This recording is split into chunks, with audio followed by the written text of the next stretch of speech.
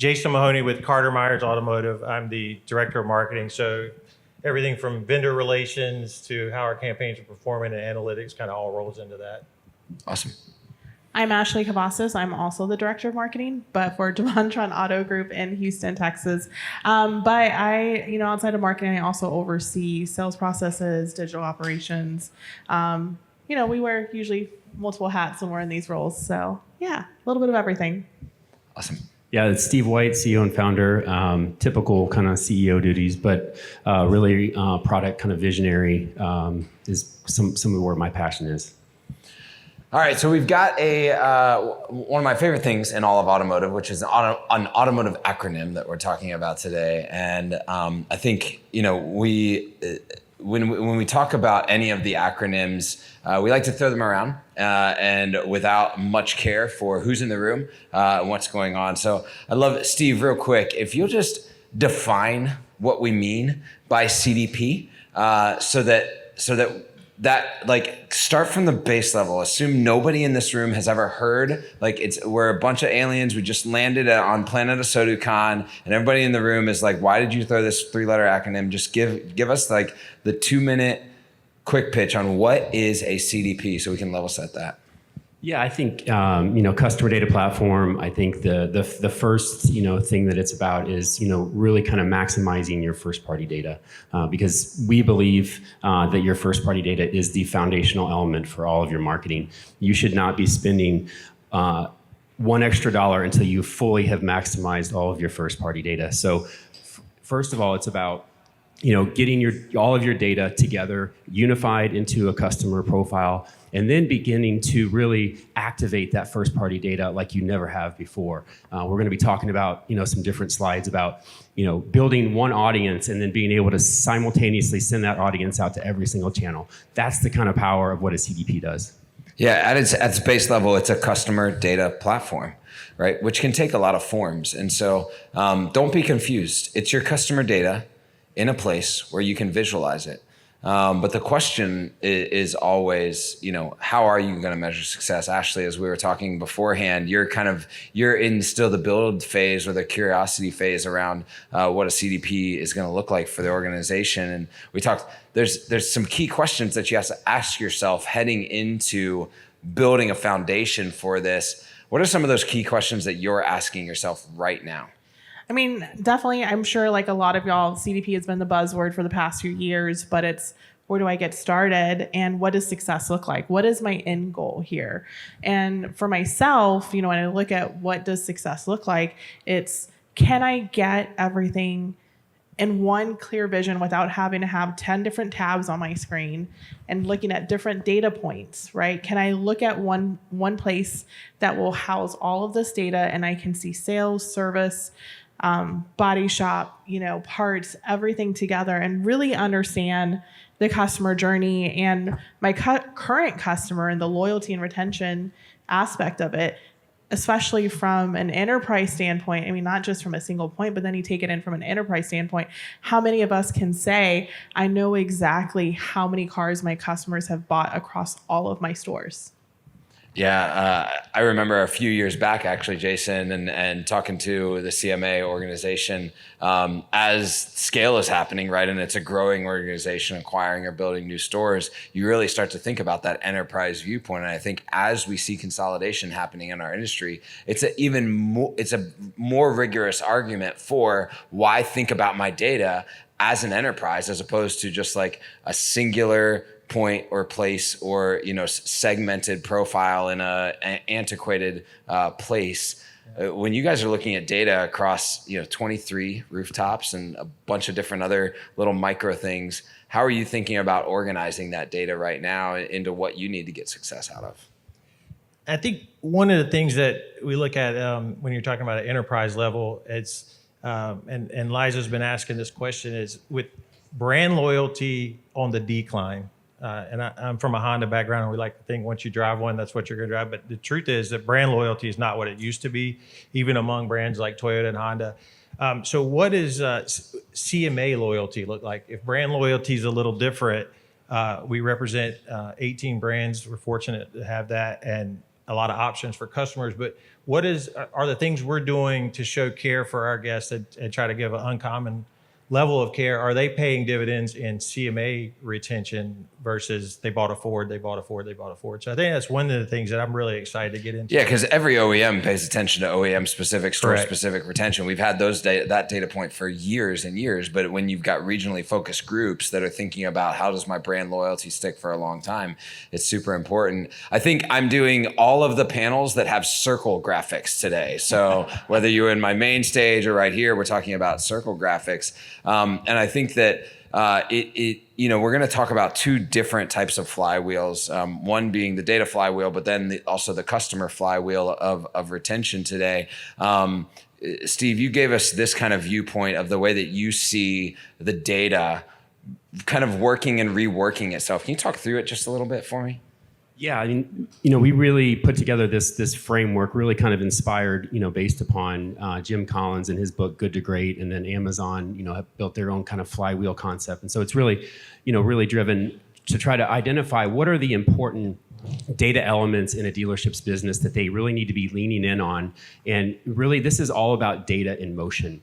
How do you optimize each of these different data points to make your first-party data even more powerful? And so if you look at the first one, the marketplace tracking code, we've got great partnerships with the marketplaces. I think we are the only company with our tracking code on every major North American website. And so that's super critical when you're thinking about the path to purchase and understanding the full consumer purchase journey. And so because 81%, at least what our data says, 81% of consumers are visiting a marketplace website before or during their path to purchase. And so having that data element is super important when you're trying to understand the path to purchase. But all that data really is nice, but without identity resolution, you really can't begin to stitch together that consumer purchase journey. And so at each one of these different points, the data just becomes more powerful as you begin to feed higher quality data into each of these different elements. And ultimately what it does is it creates an incredible competitive advantage for dealers. I'm going to keep you going because, Clairvoy really got its roots in how do we attribute, the golden wish in the sky in 2006, 7, and 8 was like, we've got digital marketing. Now we're going to know everything about everyone and we're never going to have to guess what money we're spending on anything ever anymore. Yeah. And I say that all very high because I feel like we're all still stressed out about that situation. And so really attributing, all of everything that we do as an organization and then drawing that back. And we'll get forward into kind of like what's the base point, because I think there's a lot of arguments around what's the base point of my data, and you've got an idea on that. So talk a little bit about like how attribution has led you to what is home base for the customer data record. Yeah, I think what we often get the question like, Clairvoy, how are you different than all of the other kind of attribution solutions that are out there? And so we put together this graphic to kind of walk people through exactly how we're different. So you can see kind of on the x-axis, you start with Google Analytics, and then you've got attribution solutions that are just all about leads. But you have to really think about all of those anonymous shoppers that never fill out a lead form. And so that's really where our identity resolution comes into play, being able to link that offline record into all of those online behaviors. That's great, but then you also need the marketplace tracking code to be able to stitch together the entire consumer purchase journey. We see purchase journeys typically around 62 days, about 52-ish average touch points. So really looking at the purchase journey from the way beyond what you're just seeing the traffic to your website. Yeah, and I think what that does is when we start to think about the like a CDP and its relationship with the data that's coming in and being ingested by it, especially by the millions and millions of dollars that our industry is spending on marketing. Both of you have been in your roles at the current roles, I think 3 or less years, right? And I know from going in every time the goal is like, make the group more efficient and spend less money and get more sales, right? And so we're after this, like, how do we spend less money? How do we get more sales? Actually, when you think about that, where are the first places that you target to make sure that that's a reality? And how are you thinking about the CDP in relationship to that elimination of waste? Yeah, I mean, it's definitely coming in, it'll be 2 years and the end of May. And I've got, I came in and I had 6 different digad providers, different stores on different marketplaces. Some were set up with GA4 correctly, some weren't, right? And so you have all of these different data points and you're trying to gather it together.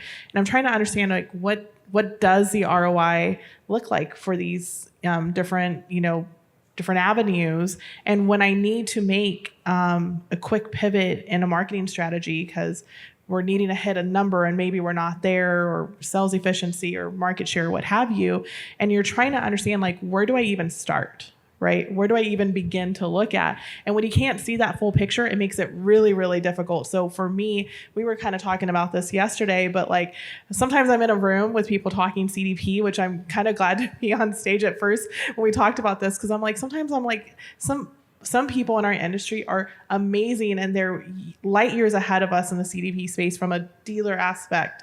And it's like you're sitting in with a mad scientist as they're talking everything and you're like, oh my God, like, can I even do this?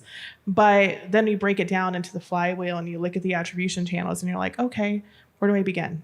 So yeah, there's so much to dig in there. But for me, it's just like, let's just try to unify some of our data and get one, like, just get everything talking together, at least in one aspect, to understand that journey.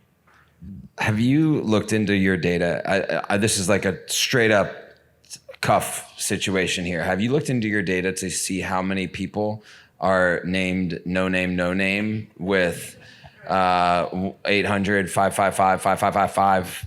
It's very common in Virginia, actually. That name it's is a very common name, yeah. No email at email.com. No email at email.com. It gone. All right, we're gonna have to talk through the rest of this stuff, Steve. But you pointed out to me a long time ago that identity resolution is actually the first step to bringing together your data. That if you start with if you start with what's in your DMS, you could actually be starting with the wrong data first. So when we think about building a foundation for the CDP, looking at your data first might not be the best foundation. A lot of times we think about extracting our DMS and our CRM first. Can you pivot the argument just a little bit to your perspective on that? Yeah, I can touch on this slide too. Yeah. Oh yeah.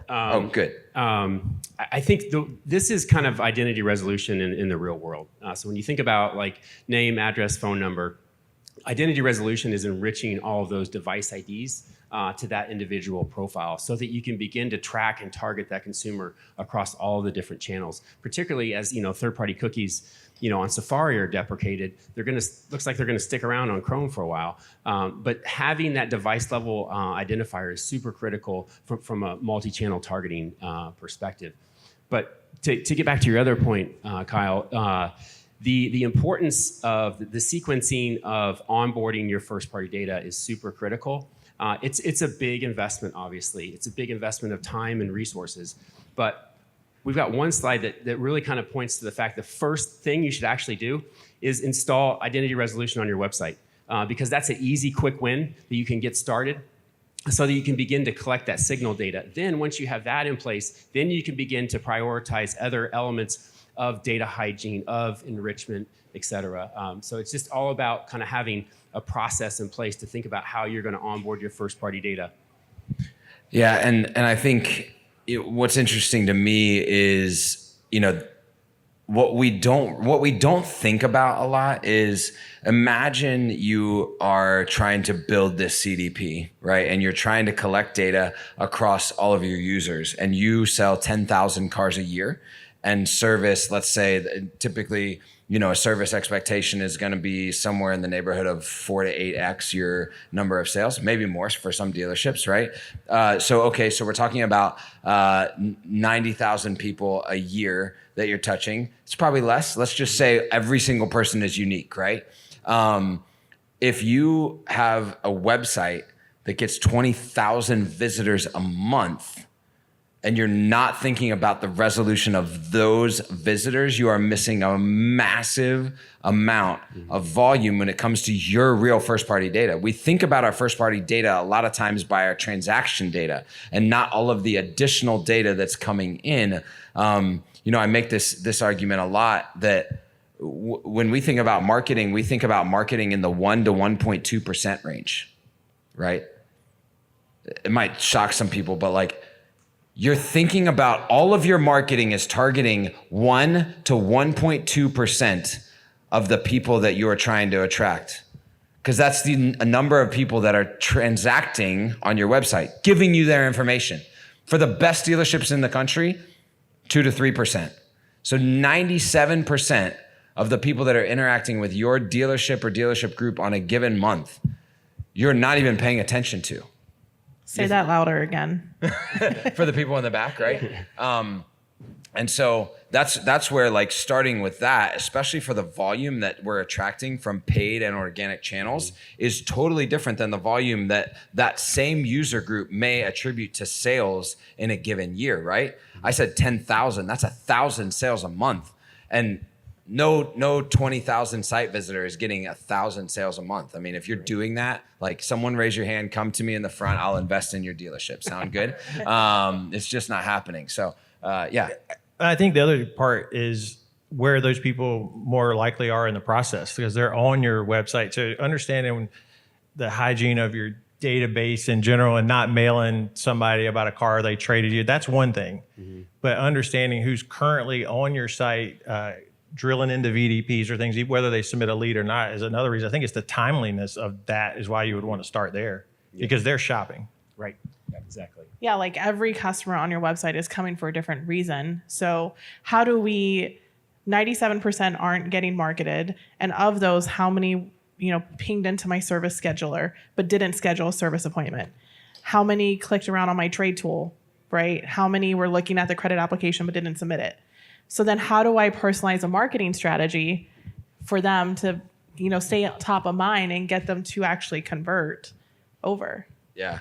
So, Steve, obviously, let's just say we've built the foundation. We've started with the right data point that gives us the most volume very early. The question that we started with was, how do we measure this? What do we actually want to do with this data when we get it?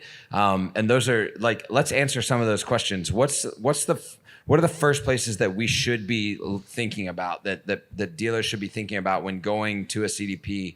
And maybe there's a series of questions and they're like, yeah, I want to pick on that one. What are some of those series of questions that we drive toward when building this data foundation?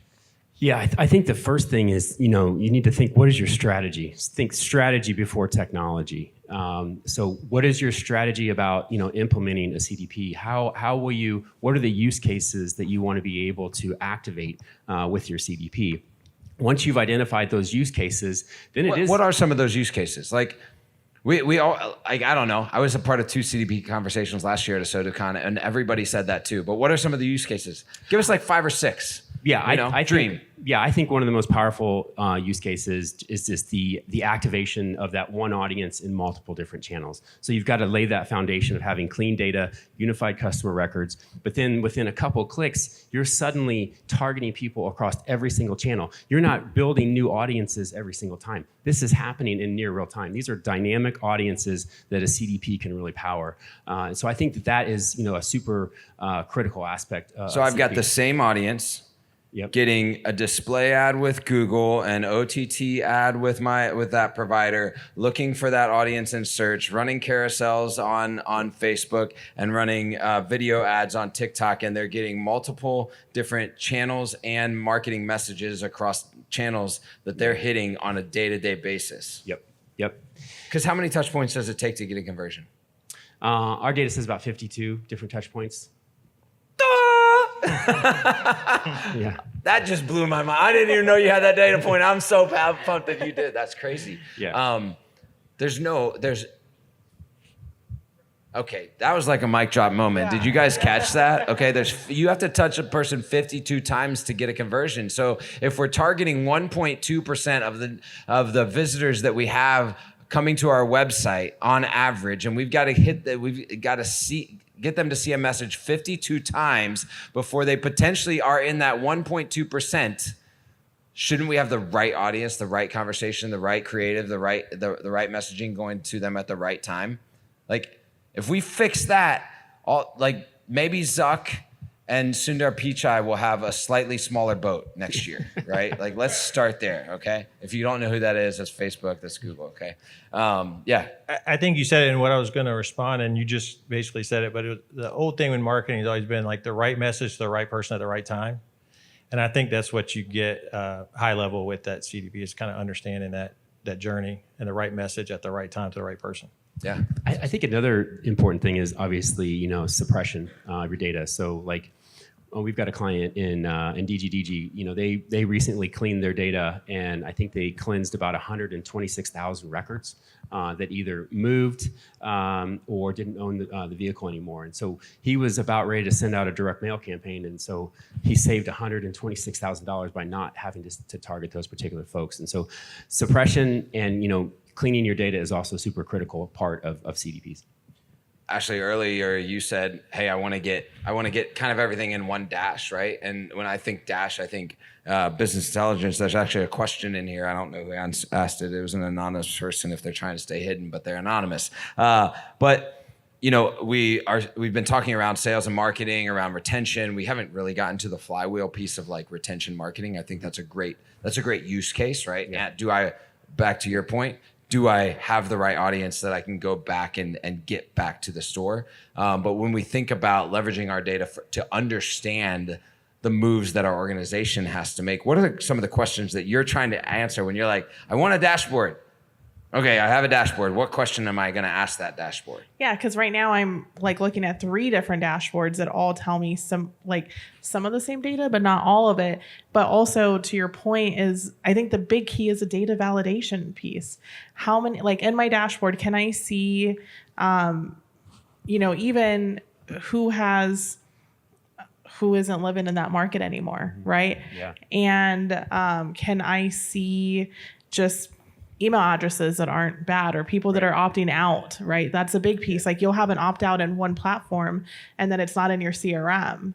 And so how do I do this? And I go back to and it's so maybe basic, but I think of email blasts, right? Every month we come out with new specials and we send an email blast, and it's the same message going to everybody. Right. But if I can look in this dash and I can say okay, these customers are in this part of their journey, so this is what my email blast should say. And I don't need to do my entire database in my CRM. And I just have these different segments for each customer to understand what they've been doing on my website, what they're looking at. Maybe they're not looking at a truck anymore, or maybe they're a college student who's now starting a family and they need an SUV. And so maybe I should start. Right. Just because they bought a Camry the last time doesn't mean they want a Camry this time. Exactly. Right? Yeah. I think of it I always say, I much prefer I know to I think. And with multiple pieces, you think you know what's going on or what they want, but I'm jealous of Jeremy and our friends at Rohrman over there, because they know, because they've been through this journey, so they know what this person's looking at and shopping. So we're still in I think, they're in I know. So that's where I'm trying to get. Yeah, I actually, just so everyone knows in this room, if you're kind of wondering what to do next, we've got a conversation. I think this is a great foundational conversation, right? And we're gonna maybe graduate a little bit to a different level of this conversation on the main stage here in a second. So I do want to go to Steve on the with Ashley's questions that she has. What are you asking of the data right now? Because you're leveraging AI on top of your treasure data relationship and the billions of rows of data that you're grabbing in. So it's not just audience. You're also asking, what can I gain out of this data to share with dealers, to share with the industry partners that need to leverage this into better decision making?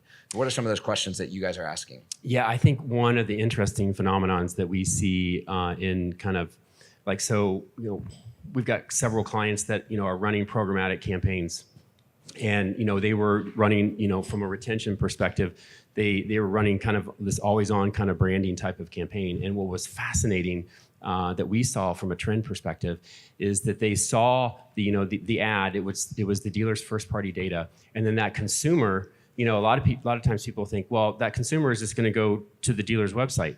Well, what actually happened is that consumer, and a lot of consumers are doing this, they see the ad and then they go to a marketplace website to start their journey. So that's the kind of insights that we're really kind of leaning in on to be able to help dealers kind of rethink, like, how are they optimizing their media spend, because they can take that signal of that consumer that visited that marketplace, push it back into programmatic activations as an optimization way to know that they haven't yet quite reached the dealership, but it's driving the behavior that they want. I have a question here, because and this is maybe for you two, as you're thinking about like getting better data. There's also a responsibility of the dealership to do better. Have you all created any incentives or patterns that you're requiring of your team when you're thinking about like the data that you do consume from transactions, and making sure that that's the right data the first time instead of getting bad data in? So I haven't really done anything from an accountability standpoint, but what I have been doing is education. So I try to explain to our sales teams and our managers as well, because I need them to be my advocates on the front line, right? And so what I've been doing is educating how important the data is. This isn't just, hey, like, I just need an email address because the OEM needs it to send a CSI survey. No, like, I need an email address so I can actually market this customer and help drive them back in. And how much more valuable is it for you as a salesperson if I have that data correctly, and you don't have to do as much legwork to get a repeat customer, but I can help you do that. And then I started explaining, like, what is a cost per lead, right? What are we paying for every lead that we acquire? Like, that opportunity, how much is it? And when I put that into their language, they're just like, oh, wow. And I'm like, yeah, so every time you don't follow up with this person, or you don't update the CRM that's the wrong phone number, like, that takes that much more work for me to get you another opportunity. So think about how much more traffic I can drive to you and give you more opportunities and more at bats if you help me get the correct data in our systems. Go ahead. I think too. I think I heard Ryan say this too, but it's like, to me, it's like we've had a system where we've almost been held hostage to our data, where if we want to activate it, we got to pay this, that, and the other, and we couldn't write back to the DMS and everything. But they get to a point now, like I've heard Ryan say about one source of truth or a golden record or whatever, is that Chuck is Charles is C. Smith. I think that's where you get into eliminating the waste and everything. So as you're collecting the data, even if some of it isn't exactly the same, this technology gets you to a point where you can rectify the fact that all that is actually that one person or that one household. So I think that's where the technology is going to help, even when there isn't necessarily consistent data entry.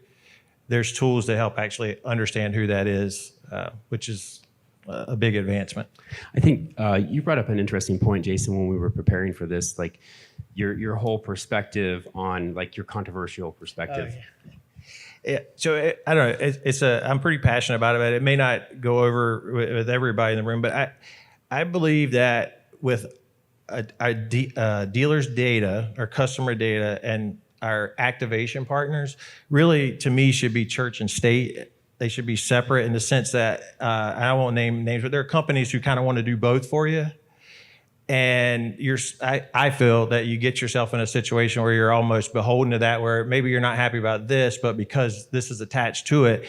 But I think we should have a really strong grip on our customer base, our database. And once we've gotten it clean and we're doing all these things, that we're able to write back to it, access it whenever we want, and we're not really beholden to anybody else. And then we can use those partners to activate those audiences. So I don't know, it's somewhat controversial, I guess, but I just feel like church and state's what I say. They should be separate. Yeah, and I think back to the definition of CDP, a CDP in its nature is not an activation tool. Right. It's a place to visualize, segment, and create audiences and understand your data that's resolved.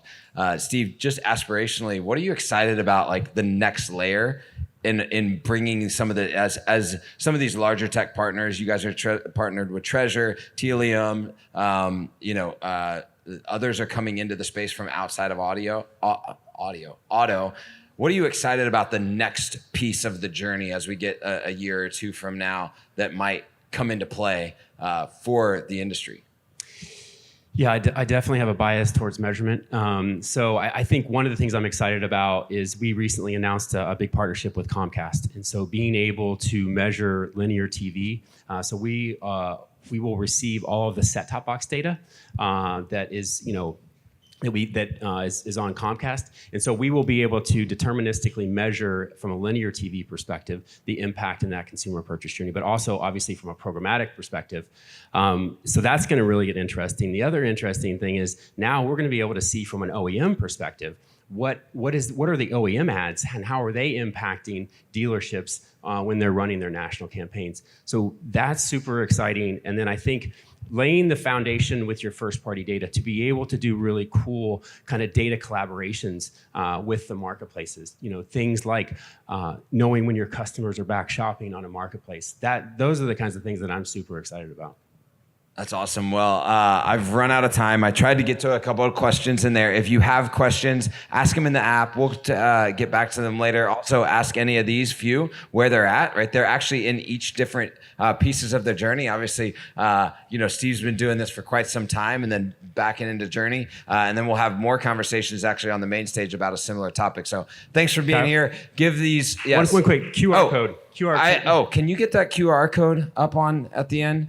If you want any of these slides, also there's a slide that I could not get up here that has like the order of entry of where the data, there it is. Yep. There it comes. The order of entry for onboarding your first party data. If you want any of that or any of these slides, you can click to the end. There should be a QR code at the end. Right there. If you want any of that, hit that and Steve's got a little funky thing there for you and you can feel free to have some fun with that. So this is actually, I think, a pretty slick implementation of QR codes. So once you scan that, you'll see how that works. It's fancy. Now everybody can spam Steve with midnight messages tonight after they're drunk. So if you want to be able to do this, if you want to be able to do this QR code thing, we actually created a page where you can go to clairvoy.com/QR code. And it'll enable you to do this type of quick implementation. Yeah. There you go. Awesome. Give it up for these folks. Thank them for their time, and we'll see you around the rest of the event.